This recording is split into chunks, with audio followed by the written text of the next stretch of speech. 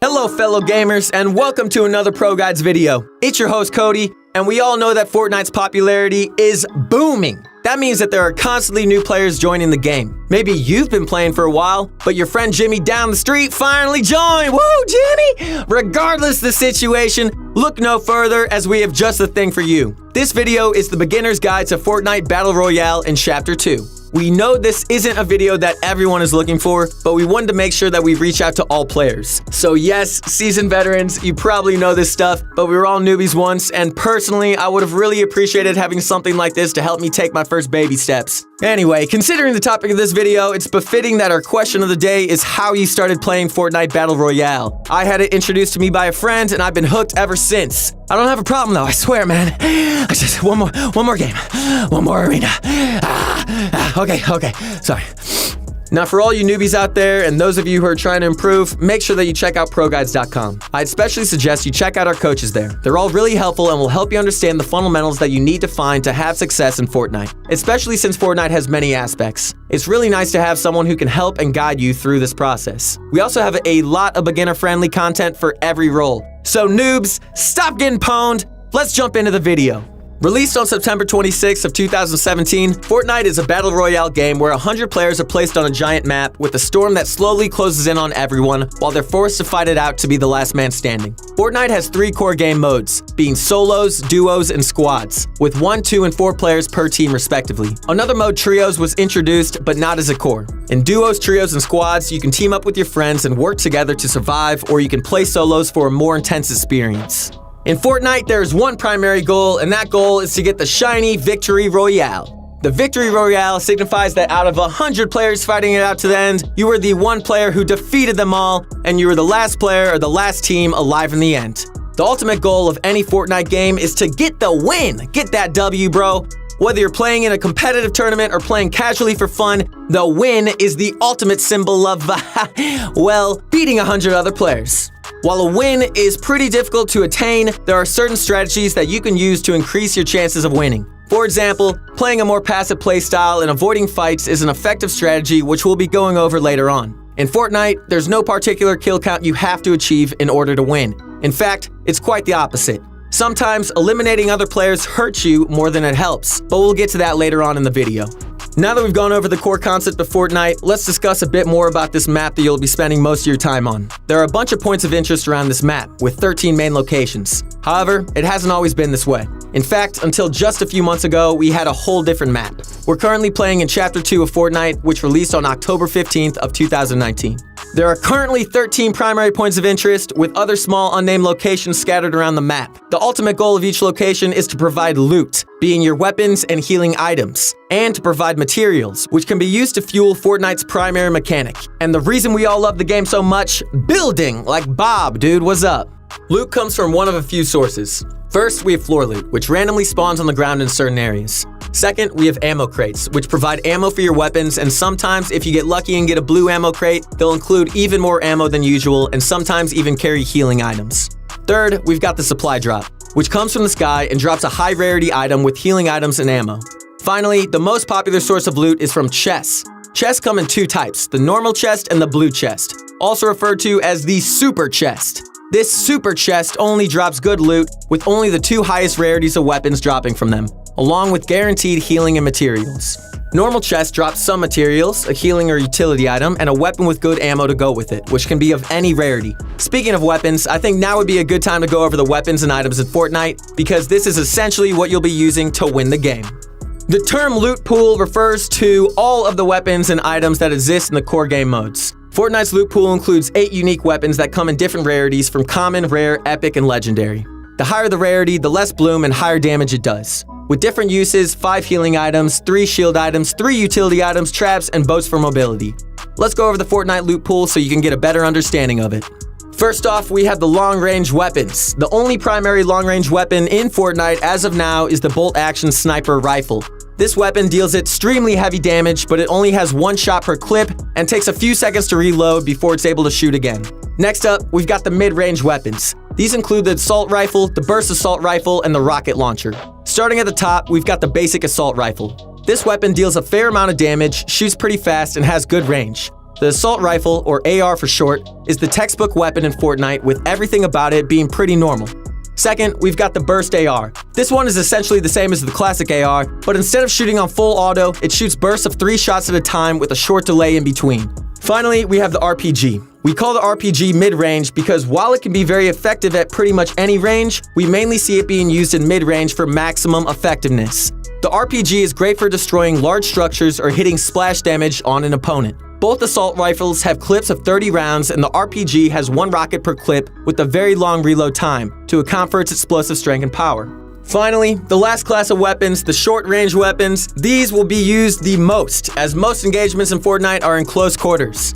These weapons include 2 types of shotguns, the tactical shotgun and pump shotgun, the submachine gun, and the pistol. Starting from the top, the tactical shotgun deals heavy damage with a fast fire rate. However, this weapon has a large spread, and it isn't exactly the most accurate. If you have good aim and you're a bit more precise, the pump shotgun will be your homie, dude. Come on. Woo! I love you, shotgun. Don't ever leave me, please. With even heavier damage but a slower fire rate and less spread, the pump shotgun rewards accuracy and precision with high damage shots. However, if you miss your shot with the pump, then you'll be in a rough spot, so be careful. Many people in the Chapter 2 meta prefer using the tactical shotgun as its fast fire rate allows them to mow down their opponents quicker. Next up, we've got my good buddy, the submachine gun. This close-range powerhouse has 30 shots per clip with an extremely fast fire rate. While the SMG damage isn't insane, it makes up for this with a great speed and effectiveness in close quarters. Finally, we've got the weapon that most people consider the worst in the game. The good old classic pistol. I love you, pistol. There's no love for you. I'm sorry, bro. But it's because you only have 16 rounds per clip and you are unable to be shot by simply holding a button down. Instead, you have to click super fast to maximize its use. The bloom on the pistol isn't great either, and its maximum fire rate isn't ideal, even if you click extremely fast. Speaking of bloom, if you haven't heard the term bloom before, let's go over it. In Fortnite, accuracy is important. However, if every weapon was perfect and every shot was dead on, any good aimer would be able to pretty much be unstoppable. To balance things out and create incentive to learn other strategies, the bloom system was introduced. The way bloom works is that instead of bullets going straight down your reticle, they sometimes go off the sides in a completely random pattern. The reticle is in the middle of your screen, and this reticle is important in showing the bloom you'll have. Basically, your bullets can go anywhere between the 4 lines on your reticle. One way to counter this is to stand still and shoot, which will enable first shot accuracy, basically making your first shot 100% perfect. However, this can be risky as getting sniped or attacked by another player is pretty common in Fortnite. You should always be trying to minimize your bloom by using methods like crouching, moving slowly, strafing side to side, and other methods. Okay, now that we've gone over Fortnite's weapons and some of their basic mechanics, let's discuss healing and shields. In Fortnite, you have a maximum of 200 HP, which is split into 2 parts, health and shield. Your health is your true health, and your shield is like an extra layer of protection. Health is preserved through one of 4 ways, either by using a bandage bazooka, eating fish, eating forage items like apples, or using a healing item like a medkit or bandages. Shields are replenished by either eating a slurp fish, which we'll explain later on, eating foraged mushrooms, or by using shield potions. It's absolutely crucial to carry healing items and shields, as you're likely going to be damaged in most of your fights. Out of 5 inventory slots, usually 1 or 2 of them should be filled with these items. Let's discuss the healing and shield items. First, we have the medkit, which takes 10 seconds to use and fills your health bar completely. Whether you have 1 health or already have 99, a medkit will bring you to 100 health, completely filling your bar. There's an alternative to medkits, and that is the bandage. Bandages come from chests or from floor loots in stacks of 5. Each bandage heals 15 of your health with a maximum of 75 total, so you can't reach full health off of bandages. However, they're still a great tool. Finally, we have the bandage bazooka, which heals 15 health per shot, up to 100 total health. This item reloads on its own, and it is basically an infinite supply of health. By shooting it straight down at yourself, you can heal yourself up, or you can heal your teammates by shooting it at them. The bandage bazooka carries 5 bandages maximum and recharges 1 every 20 seconds. That means if you use 3 bandages to heal up 45 health, your bandage bazooka will be full in 60 seconds. However, this bazooka takes up to 2 inventory slots, so it comes at a pretty hefty cost. Next, let's discuss shield items. There are 2 main shields in Fortnite, the mini shield and the shield potion. First, let's talk about the mini shield. Mini shields drop in stacks of 3, and you can hold 6 per slot. They're one of the most commonly used healing items in Fortnite, and they take 2 seconds to use and heal 25 shield. However, there is a limit, as you can only heal up to 50 shield with mini shields. Instead, To reach full shield, you'll need a shield potion, also referred to as a big shield or a shield pot. These drops in stacks of 1, you can have 3 in one slot, and they give you 50 shield, each with a limit of 100 shield. However, they take 5 seconds to drink, so you've got to be in a safe area before you use them. I know you like hanging out in alleyways, bro, but you gotta just chill on that for a second, dog. There's one more way to heal up, which is fishing. There are 3 types of fish you can catch, which all take 1 second to use and have different rarities. First up is the most common fish, the small fry.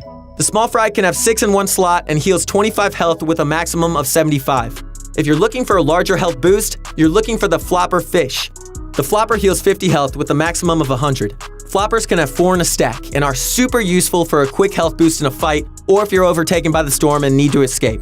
Finally, we have the best fish in them all, the slurp fish. You can carry 3 slurp fish in one slot at a time. Slurp fish grant you 50 effective health when they're being used, and basically this means that they'll give you 50 of whatever you need. So if you're at 50 shield and 100 health, you'll get 50 shield. If you have 75 of each, you'll get 25 of each from your slurp fish. They simply give you 50 of whatever you need, prioritizing health first and then the shields.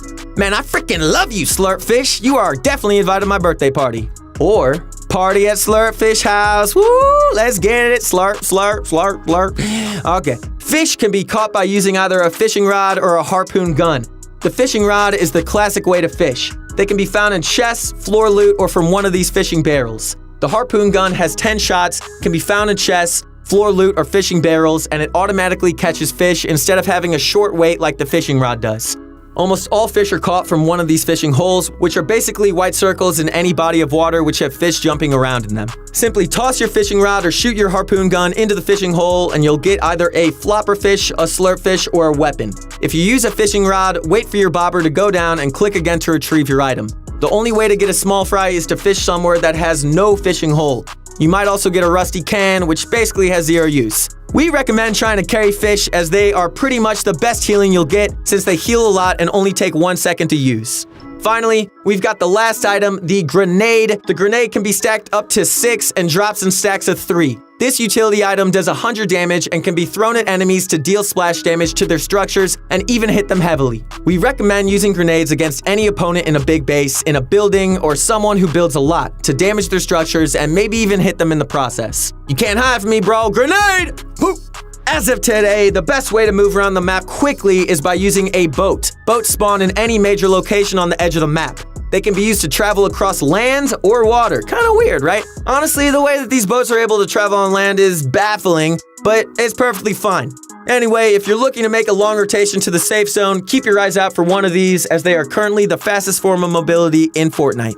Okay, alright, so we've been over the loot pool, the map, the fishing, even the boats! However, we haven't gone over the most prominent core mechanic of Fortnite, the one that makes this game what it is today. Yes, ladies and gentlemen, I'm talking about none other than building! Without building, Fortnite isn't Fortnite. There are 4 basic structures. This includes the wall, the floor, the ramp, and the cone, aka pyramid. Some days he's a cone, some days he's a pyramid. These builds are used in conjunction with one another to build cover, gain high ground above your opponents, which I might mention is very important. But it can also be edited and toyed with to outsmart your opponents. Some very common building techniques frequently used are tunneling, ramp rushes, high ground retakes, the infamous 90s, and basing up. Finding all the different building techniques and practicing them is up to you. Luckily, we've got a bunch of videos on the ProGuide channel and a ton of awesome content on our website that you can use to improve extremely fast. Take the time to practice your building and results will show. Building is performed by using materials which include wood, brick, and metal. Materials can be farmed by using your pickaxe to destroy anything from fences to trees to cars to buildings to furniture and more. One great thing about Fortnite is that you can interact with almost anything. Almost anything you run into is farmable. You can see your material count on the bottom right of your screen. Each build takes 10 material, and you can decide which material you need to use based on your situation. If you're in a normal fight, wood will do. But if you need a heavily reinforced building like a base or a box to heal in, brick or metal will definitely work better. Now let's head on over to editing. Editing is another crucial game mechanic used in direct conjunction with building. Editing is used to modify your structures. You can do anything from a simple window or door edit in a wall all the way up to spiral staircases and other crazy looking things. The beauty of editing is that it is such a unique system and so many new editing tricks are constantly being discovered.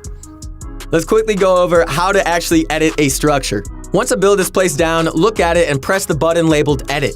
Once you press this button, select the titles you'd like to use for your edit and press your edit button again to confirm it. Let's quickly go over a few popular edits. First, we have the basic wall window edit. Simply select any one of the tiles on the middle row of your wall and confirm the edit.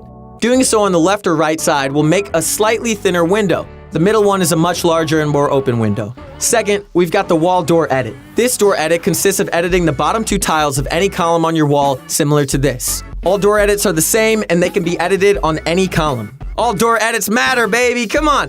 For the floor, the only 2 edits you'll be doing much include the corner edit, by simply selecting one corner, or the side edit, by selecting both tiles on one side of your floor.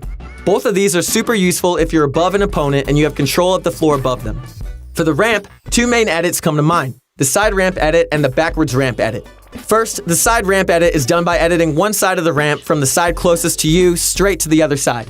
The backward ramp edit is done by looking at the center of the opposite side of your ramp and dragging it back towards the tile that you were on. By doing either of these edits, you can gain a significant edge in extreme close range encounters, and you'll be in the same box. So you got a new friend, senor! Where's Jimmy at? He's not online, but I got this guy. Finally, we've got the cone edit. Only one cone edit is super common among novice players, and that's the corner edit. This corner edit is done by selecting one corner of your cone. This is super versatile, as it can be used to peek in a base, go up a structure in a fancy fashion, or in a close range fight to confuse your opponent. Editing is super helpful, and experimenting with edits in Fortnite is a great thing to do. Practice your edits often, and you'll be pulling off crazy plays in no time. Hold me back, bro. I'm gonna frickin' lose it on this guy. Whoa, chill. Let's look at why and how to take a fight. Don't just jump in, bro. One common concern among newer players is whether they should run around looking for fights or if they should play safe and try to go for the win. While getting kills may be good practice, it might take a while to get that win. On the other hand, while getting the win is super satisfying, are you really gaining anything if you just camp the whole time? Hold me back, bro. We recommend a fair mix of both strategies. It is the honest truth that you won't improve unless you fight another player and learn from your mistakes. But also, if you don't get some wins every once in a while, it'll be a bit harder to keep your confidence up. We recommend that as a beginner player, you should take every fight that you can get into and learn from every mistake you make. Did you mess up a build? Go practice it over and over until you can do it consistently. Did you miss a shot? Practice and improve your aim. Did you forget an edit? Do it consistently so you won't mess it up next time. Treat every fight as a learning experience and improve on your mistakes. That is the best way to get better at anything in life. Alongside this, playing aggressive and eliminating other players can be very rewarding beyond just the dab that you do over their body. Dab. When you eliminate someone, everything they have will drop, from their healing and shield items to their weapons, ammo, traps. Everything in their inventory is now yours! While the aggressive playstyle is good, keep in mind that there's nothing wrong with getting a few wins to keep your confidence up. Remember that Fortnite should be fun, and there's nothing wrong with trying to camp and win to get a few under your belt. However, for maximum improvement, we do recommend sticking to a more aggressive playstyle as much as possible. Cause who doesn't like to get a sick no-scope, baby? Battle Royale is fun and all, but playing it all day can be a bit tiring. And dude, you might want to try to find some other ways to practice and to have fun. So if that's the case, we recommend trying to check out Creative. Creative can be accessed from the starting screen, or you can select it by switching the game mode in your menu. Or finally, you can switch to it from the other menu screen where solos, duos, and squads are located. There are a ton of creative maps, or you can create your own. One amazing part of Fortnite Creative is the ability to create and customize your own islands. That means that you can create your own islands to play or hang out on. Time to hit the luau, bro, get the coconuts, and let's get it cracking, y'all. But first, let's talk about some 1v1s in Creative. Yeah, let's talk about that. Creative 1v1s are arguably the best way to improve your mechanics. By playing against other players in a low-pressure, practice-based environment, you'll be able to improve and sharpen your skills without the frustration of losing in-game. 1v1s come in 2 forms, the playground fight and the box fight. The playground fight is performed like this. First, both players build a ramp opposite from one another and place a wall in between them, like so. Next, they both sprint into the wall, and one player makes a full arch edit to initiate the fight. Once you run up your ramp, perform any builds you like to push for high ground, and from there, the fight is all up to you. Good luck, soldier. On the other hand, we've got the creative box fight. Box fighting is essential in Fortnite as most engagements result in close-range shotgun battles where the player with the best edits and smartest plays is often the winner. To play in box fights, you have to input a code into one of the featured rifts. Here are a few popular map codes for you, bro. You got the Advith box fight map. You got the moving box fights. You got the box fight free for wage box fights and fiber box fights. Don't forget your fiber, y'all. A box fight is pretty much a free fight in a small enclosed area. This represents around 75% of Fortnite engagements that you'll run into. Practicing your box fighting skills is absolutely crucial to getting good at Fortnite. We recommend utilizing box fights and playground fights to improve your mechanical skill and decision making within fights. Fortnite Battle Royale is a super complex game with a lot of different strategies, play styles, and a ton of different ways to improve. Improving in Fortnite is a difficult thing to do, but at this point, you got the knowledge, you got the core mechanics, and you got the basics of Fortnite. So the only thing left for you to do, player, is become a player. Pop in that game and start doing it, dude. Watching the ProGuides YouTube channel or checking out ProGuides.com will also help you hugely in improving at the game faster, so give that some consideration as well. Alright guys, that's going to be it for today's video. Go into the next early game confident knowing that you've got a good strategy and you will come out of your fights with great loot, materials, and a path to the end game. Because we getting that W, baby. Really hope you enjoyed. Don't forget to use code ProGuides in the Fortnite item shop when you make any sort of purchases, as it really helps us out and we really do appreciate it. Comment down below what you thought about this video and what you'd like to see on the next one. We aim to bring you guys the best daily Fortnite content, so do us a favor by liking this video, subscribing to the channel, and show ProGuides.com some love for bringing you to this video. Thanks for watching. I'm your host, Cody. You can follow me on Instagram at CocoMidler. And guess what, guys? I'm gonna go hang out with Jimmy down the street. So I'll see you on the next one. Woo!